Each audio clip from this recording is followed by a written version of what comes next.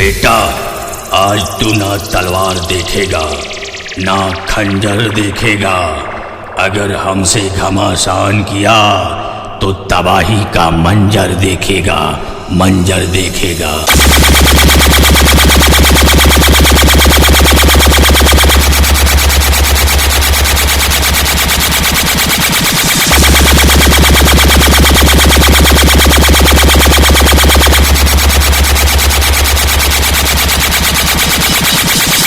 की music king और तोर बाप दुरिया से कुकुरे की तरह भाव भाव भाव करा थे।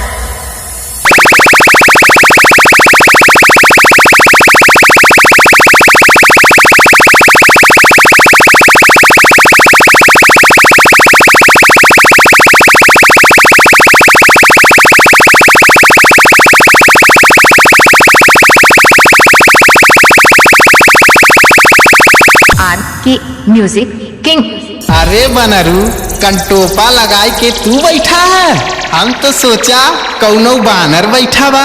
जो बेटा जो, इथरिया पीटे से काम थोड़ी चले। जो JBL का बक्सा लगाई के आओ, तब तय हमारा औकात ना पे।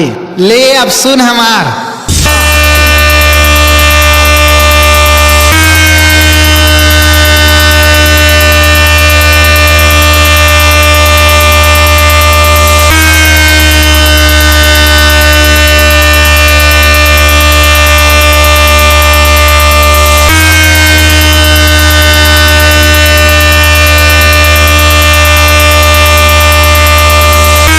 की म्यूजिक किंग।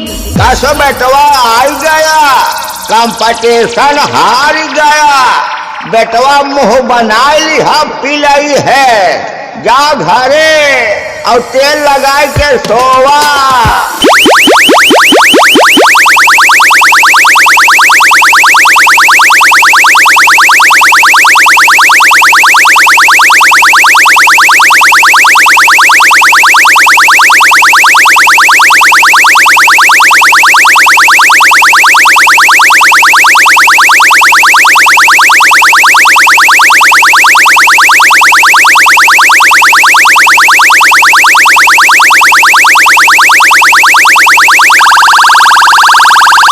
की म्यूजिक किंग।